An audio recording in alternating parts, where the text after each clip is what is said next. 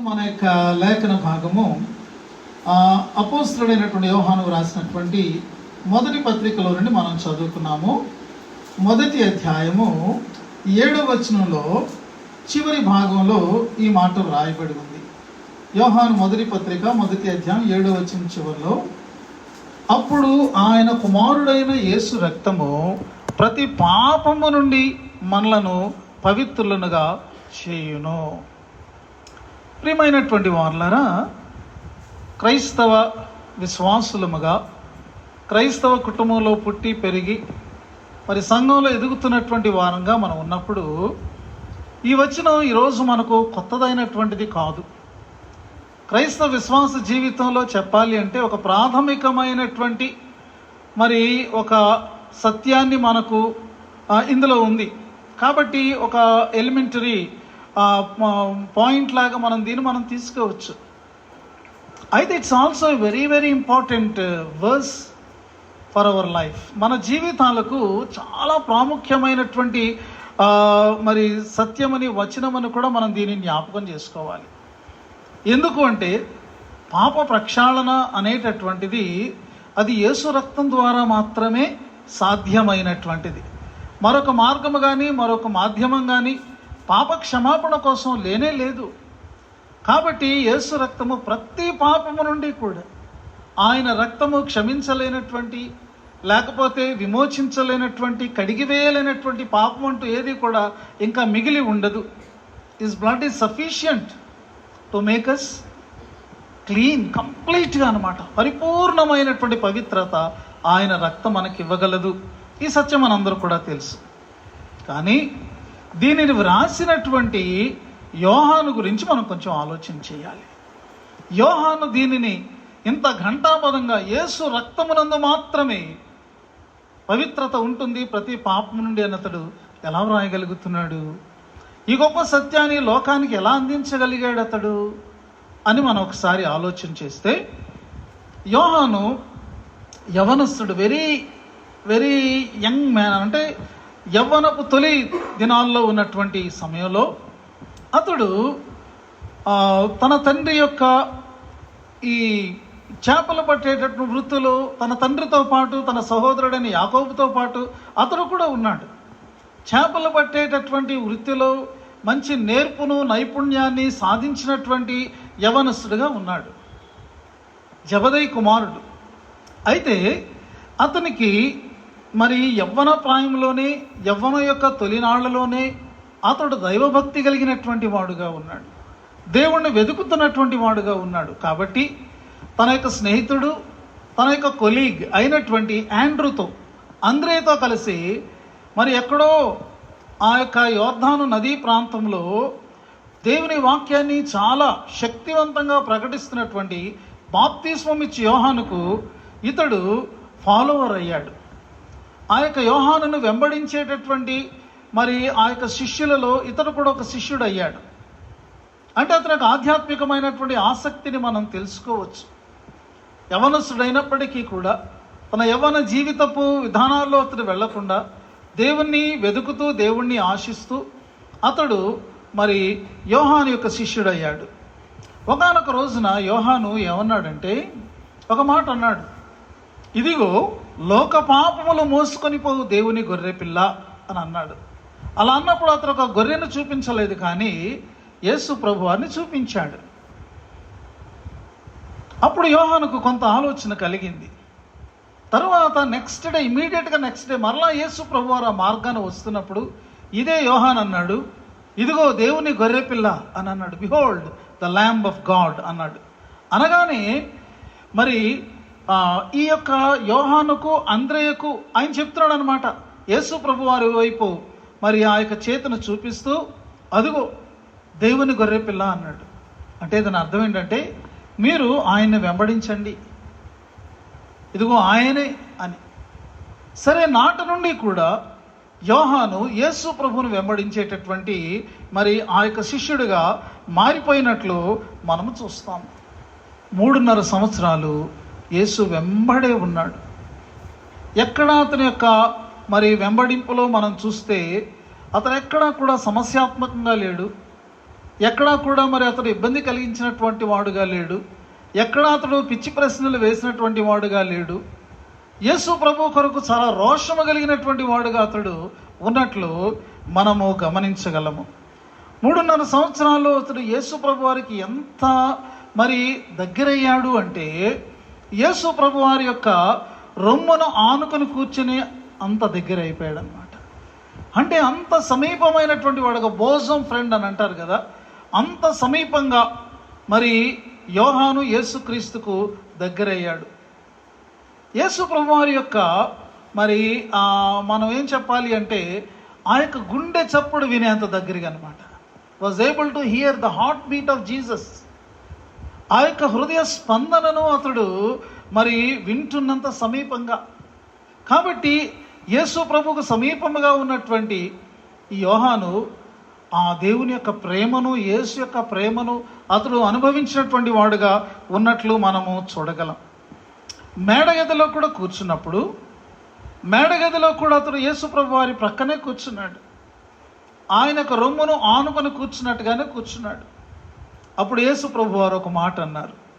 ఆయన గిన్నెను పైకెత్తి, ఇదిగో ఇది నా రక్తము, అనేకుల కొరకు పాపక్షమాపణ నిమిత్తము చిందించబోతున్నటువంటి నా యొక్క రక్తము, ఇది క్రొత్త నిబంధన రక్తము అని ఆయన ప్రకటించినటువంటి మాటలు అతడు చాలా స్పష్టంగా విన్నట్లు మనము చూడగలుగుతూ ఉన్నాము. ఒక గిన్నెను ఆయన ఎత్తుకొని ఆ యొక్క ద్రాక్షారసాన్ని చూపిస్తూ అన్నటువంటి మాటలు ఎంత అంతరార్థంతో మరి అవి నిండి ఉన్నాయో. ఆ రోజు ఎంతమంది శిష్యులు దానిని అర్థం చేసుకుని ఉంటారు? ఏమిటి ఈయన ఈ యొక్క ద్రాక్షారసాన్ని చూపిస్తూ ఇది నా రక్తం అని అంటున్నారేంటి? ఈయన ఏమి చేయబోతున్నాడు, ఏమి జరగబోతూ ఉన్నది అనేటటువంటిది ఒక విస్మయాన్ని కలిగించేటటువంటి విషయంగా అది ఉంది. అయితే యేసు ప్రభు వారు ముందు చెప్తూనే వచ్చారు. ఆయన ఏమన్నారంటే, ఇదిగో మనుష్య కుమారుడు పాపుల చేతికి అప్పగించబడతాడు, వారు ఆయనను కొరడాలతో కొడతారు, తరువాత ఆయనను వారు మరి సిలువ వేస్తారు, 3వ దినాన తిరిగి లేస్తాడు. ఈ మాటలు వారు అనేక మార్లు విన్నప్పటికీ కూడా అవి వారికి ఒక రకంగా ఇంకా అవి మర్మాత్మకంగానే ఉన్నాయి. పూర్తిగా అవగాహనలోనికి రావడం లేదు. ఈ రాత్రి యేసు ప్రభు వారు ఆ ద్రాక్షారసాన్ని ఎత్తినప్పుడు ఆ ద్రాక్షారసము మరి ఆ యొక్క విమోచన రక్తానికి సూచనగా ఉంది. గతంలో చిందించబడినటువంటి గొర్రె పిల్ల యొక్క విమోచన రక్తానికి అది గుర్తుగానే ఉంది. కానీ ఇప్పుడు యేసు ప్రభు వారు ఆ వెనక జరిగినటువంటి ఆ యొక్క లేకపోతే గొర్రె పిల్ల వధ వలన వచ్చినటువంటి రక్తంగా చెప్పట్లేదు. ఆయన ఏమంటున్నారంటే, దిస్ ఈజ్ మై బ్లడ్, ఇది నా రక్తం అని అంటున్నారు. శిష్యులు ఒక రకమైనటువంటి విస్మయానికి గురి అయినట్లు మనము భావించుకోవచ్చు. ఎందుకంటే ఆ యొక్క అప్పర్ రూము అట్మాస్ఫియర్ని కానీ లేకపోతే అక్కడ జరుగుతున్నటువంటి విషయాన్ని కానీ మనం గమనిస్తే ఒక డైలమా వాళ్ళలో ఉంది ఖచ్చితంగా. అయితే ప్రియమైనటువంటి వారలారా, మరి గురువారం రాత్రి గడిచింది. మరి ఆ రాత్రి నుండి కూడా యేసు ప్రభు వారు గెత్సేమనీలో పట్టబడిన తర్వాత ఆయన సిలువకు వెళ్ళే వరకు కూడా ఏదో ఒక రీతిగా ఈ యోహాను యేసును వెంబడిస్తూనే ఉన్నాడు కదండి, వెంబడిస్తూనే ఉన్నాడు. ఆ యొక్క మరి ప్రధాన యాజకుని ఇంటికి యేసు ప్రభు వారిని తీసుకుని వెళ్ళినప్పుడు అక్కడ ఉన్నటువంటి వాళ్ళు ఈ యొక్క యోహానుకు నెలవైనటువంటి వారు కాబట్టి అతడు లోపలికి వెళ్ళగలిగాడు. కాబట్టి ఈ యొక్క దృశ్యములన్నిటినీ కూడా చూస్తున్నాడు. అంటే ప్రధాన యాజకుని దగ్గర యేసు ప్రభు వారు ఎలాంటి పరిస్థితులు ఎదుర్కొన్నారు? ఆయనను చెంపల మీద కొట్టేవారు ఉన్నారు, గుద్దేవారు ఉన్నారు, ఆయనను అపహాస్యం చేస్తున్నటువంటి వారు ఉన్నారు, ఆయన మీద లేనిపోయినటువంటి నిందలు మోపుతున్నటువంటి వారు ఉన్నారు. చూసారా, ఆయన యొక్క గడ్డపు ప్రక్క వెంట్రుకలను పెరికి వేస్తున్నటువంటి వారుగా ఉన్నారు. ఆయన కళ్ళకు గంతలు కట్టి నిన్ను కొడుతున్న వాడు ఎవరో చెప్పు అంటున్నటువంటి వారు ఉన్నారు. ఇవన్నీ కూడా ఏమి సూచిస్తున్నాయంటే, యెషయా ప్రవక్త 53వ అధ్యాయంలో వ్రాసినట్టు, బొచ్చు కత్తిరించు వానిదుట గొర్రె మౌనముగా ఉన్నట్లు ఆయన ఉన్నాడు. హి వాజ్ సైలెంట్, బేరింగ్ ఎవ్రీథింగ్. ప్రతి దానిని కూడా ఆయన మౌనంగా సహిస్తూ భరిస్తూ ఉన్నప్పుడు అది ఎలా ఉంది అంటే, ఇదిగో బొచ్చు కత్తిరించు వానిద్దరు గొర్రె ఏ రీతిగా మౌనంగా ఉంటుందో ఆ రీతిగా ఆయన ఉన్నాడు. ఆ తరువాత ఇక కల్వరి కొండ మీదకి యేసు ప్రభువుని తీసుకుని వెళ్ళినప్పుడు కల్వరి కొండ మరి ఆ యొక్క సిలువ ముందట యోహాను నిలువబడి ఉన్నాడు. ఓన్లీ డిసైపుల్ యోహాను మాత్రమే.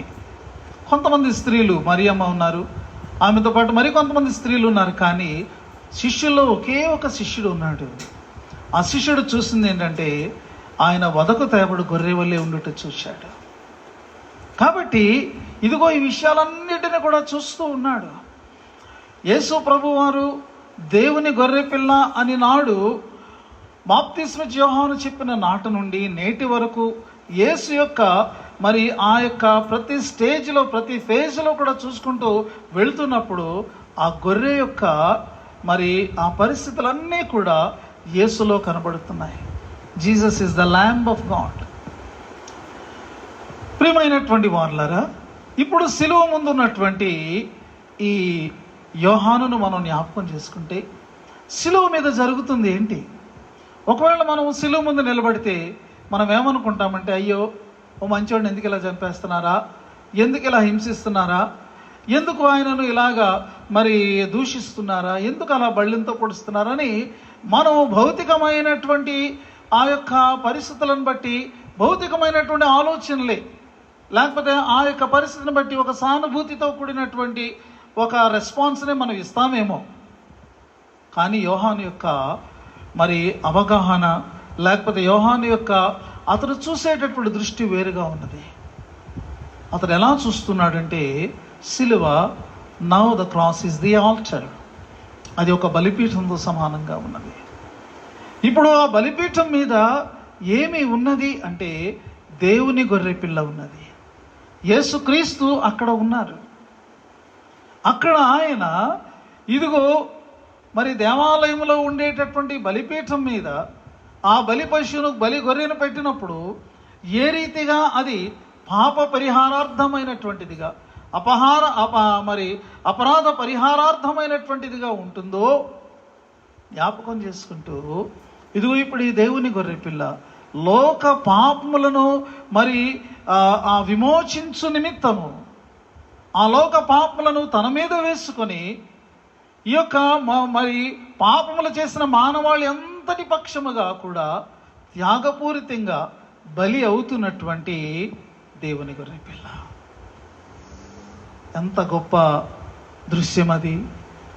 ఆ యొక్క దృష్టితో చూడగలగడం ఎంత గొప్ప సంగతి అది! అది ఒక మహాయజ్ఞం, అది ఒక మహాయాగం.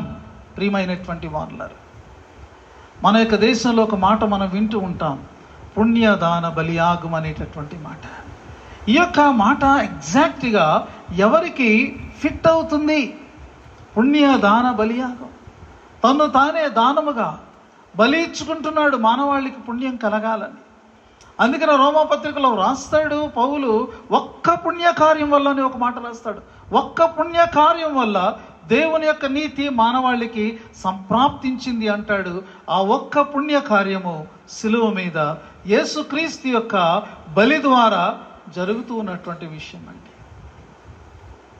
మనము సిలువ మీద వేలాడుతున్నటువంటి యేసు యొక్క దృశ్యాన్ని మనం చూసినప్పుడు మనం సానుభూతి చూపించడం కోసం కాదు, అది మన మీద చూపబడినటువంటి సానుభూతి. అది మనకు ఆయన ఇస్తున్నటువంటి సహానుభూతి.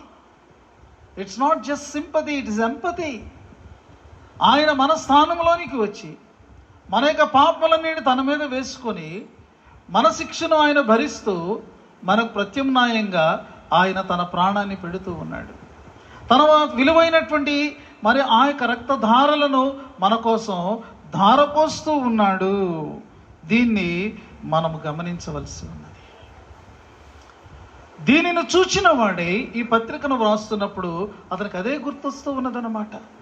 ఇదిగో దేవుని గొర్రెపిల్ల అయినటువంటి యేసుక్రీస్తు ఆయన సిలువ బలిపీఠం మీద మానవాళి కొరకు బలి అయ్యాడు కదా.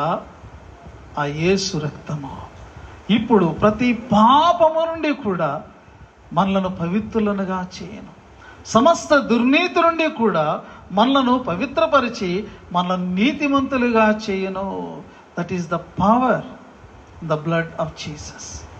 ఆ యొక్క రక్త ప్రోక్షణ ప్రభావము, ఆ రక్త ప్రోక్షణ వల్ల కలిగినటువంటి ఫలితము, ప్రియమైనటువంటి వారులారా, విశ్వసించినటువంటి వారికి మరి పాప విమోచన, పాప క్షమాపణ, పాపముల నుండి అది పరిపూర్ణమైనటువంటి విడుదలగా మనము చూస్తాము. ఇదే యోహాను తరువాత ప్రకటన గ్రంథం రాస్తున్నాడు. ప్రకటన గ్రంథం ఆయన సొంతంగా రాయడం లేదు. ప్రకటన గ్రంథం ఏమిటంటే ప్రభు అయినటువంటి యేసుక్రీస్తు, మహిమలో ఉన్నటువంటి ప్రభు అయినటువంటి యేసుక్రీస్తు ఆయన వ్రాయిస్తున్నటువంటి గ్రంథం అది. ఇది ఎంత గొప్ప సంగతి అంటే, ప్రకటన గ్రంథంలో యోహానుకు ఇవ్వబడినటువంటి ఆధిక్యత ఏంటంటే, అతడు మరి అతని యొక్క దేవుడు అన్నారు, ఇదిగో నువ్వు పైకెక్కిరా అని అన్నారు. అతని యొక్క దేహం ఇక్కడే ఉండింది, కానీ అతని ఆత్మ పరలోకంలోనికి వెళ్ళింది.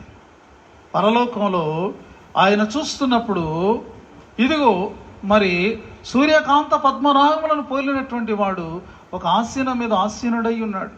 మరకతం వలె ప్రకాశిస్తున్నటువంటి ధనస్సు మరి ఆయన చుట్టూ ఆవరించి ఉన్నది. 4 మరి జీవులు అక్కడ ఉన్నారు. 24 పెద్దలు అక్కడ ఉన్నారు. కోటాను కోట్ల మంది దేవుని యొక్క దూతలు అక్కడ ఉన్నారు. ఆ యొక్క దృశ్యాన్ని మనము మామూలుగా మాటల్లో వర్ణించలేనటువంటి మహిమకరమైనటువంటి దృశ్యం. ఆ సమయంలో అక్కడ ఒక గ్రంథం ఉంది. ఈ యొక్క గ్రంథం అది ముద్ర వేయబడి ఉంది. ఎవరు ఈ యొక్క ముద్రను తీయగలరు అన్నప్పుడు ఎవరికి ఆన్సర్ దొరకట్లా. యోహాను కూడా అయ్యో ఈ ముద్రను విప్పేవాడు ఎవరు కూడా లేడా అని అతను కూడా దుఃఖపడుతుండే. అతనికి ఒక స్వరం వినబడింది, లేదు, ఒక ఆయన ఉన్నాడు, ఆయన యూదా గోత్రపు సింహము, ఆయన ముద్రలు విప్పడానికి ఆయనకు మాత్రమే ఆ యొక్క యోగ్యత, అర్హత, ఆయనకు మాత్రమే అధికారం ఉన్నది అన్నప్పుడు యోహాను తలెత్తి చూశాడు. తలెత్తి చూసినప్పుడు యూదా గోత్రపు సింహముగా చెప్పబడినటువంటి వాడు ఎక్కడ ఉన్నాడు అని చూస్తే ఆయనకు ఎవరు కనపడ్డారో తెలుసండి? వధించబడినటువంటి దేవుని గొర్రె పిల్ల కనపడ్డారు. The lamb that was slain. ఎక్కడ చూచినప్పటికీ కూడా యోహానుకు ఆయన ఎలా కనబడుతున్నారంటే గొర్రె పిల్లలా కనబడుతున్నారు. కల్వరి కొండ మీద వదకుతేపడిన గొర్రెలా కనపడ్డారు. ఇప్పుడు పరలోకంలో ఆ యొక్క మహిమ దృశ్యంలో, లేకపోతే ఆ యొక్క మహిమ ఉన్నటువంటి ఆ యొక్క స్థానములో వధించబడినటువంటి దేవుని గొర్రె పిల్ల అంటున్నారు. ఇదిగో దేవుని కొరకు ఈయన మనుష్యులను కొన్నాడు, తన యొక్క రక్తముతో కొన్నాడు అని అంటున్నారు. చాలా అద్భుతమైనటువంటి విషయం. కాబట్టి ఇదిగో యేసు యొక్క ఆ స్థితి అది ఎలా ఉన్నది అంటే, ఆయన మహిమలో ఉన్నాడు, కానీ ఇప్పటికీ కూడా ఆయనను చూచినప్పుడు యోహానుకు గొర్రెపిల్ల కనబడుతూ ఉన్నది. ప్రియమైనటువంటి వార్లారా, ఈ విశేషాలన్నీ మనం జ్ఞాపకం చేసుకున్నప్పుడు మన ఆధ్యాత్మికమైనటువంటి జీవితంలో, ఈ క్రైస్తవ జీవన యాత్రలో, ఈ విశ్వాసపు ప్రయాణంలో మన ప్రభువును మనం ఎలా చూస్తున్నాం?